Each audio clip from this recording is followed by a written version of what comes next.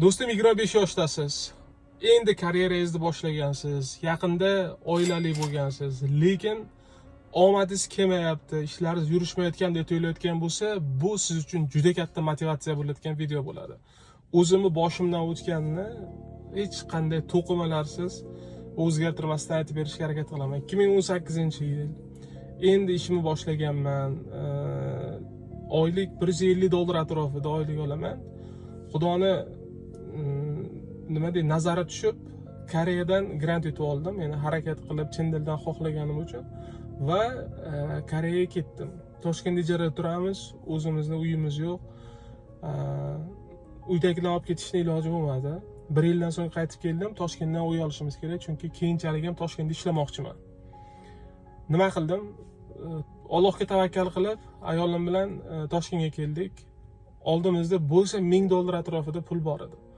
U paytda Novostroykalar endi qurilishni boshlagan, 2019-yil bo'layotgan bo'lsa, ikkita insondan qarz oldik va Novostroykaga, ya'ni qurilishi endi boshlangan uyga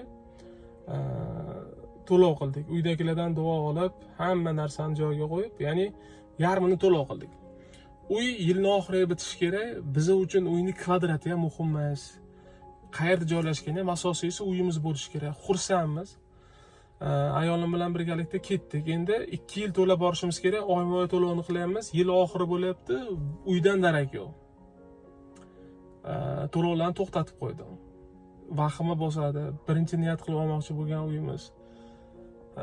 Tushkunlikka tushmadim. Yana Allohga tavakkal, kutaverdik va karantin boshlandi. Karantinda yana cho'zilib ketdi.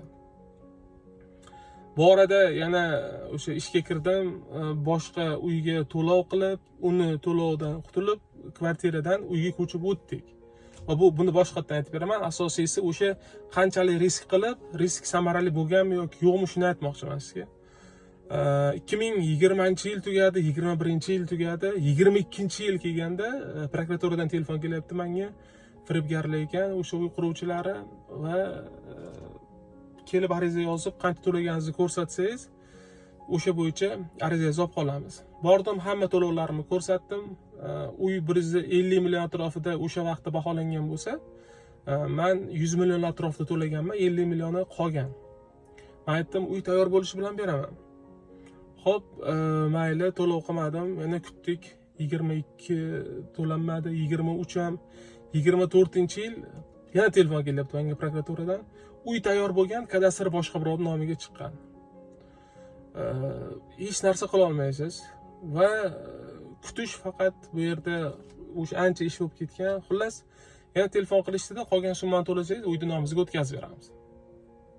Xo'p, bordim, to'ladim va to'lov qilganimdan keyin ham adashmasam 3 yoki 4 oydan keyin telefon qilishyapti, keling, uyni nomimizga o'tkazib beramiz.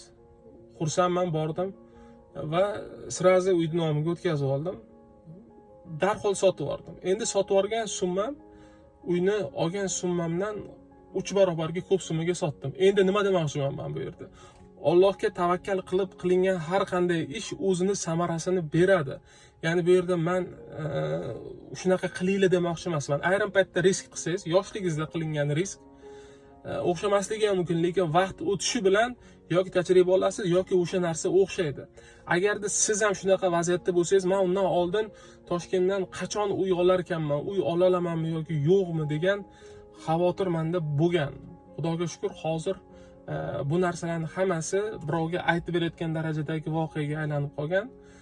Shuning uchun siz ham endi karyerangizni boshlab yoki o'sha turmushingizni endi boshlab ketayotgan bo'lsangizda, qiyinchiliklarga duch kelayotgan bo'lsangiz, umuman siqilmang.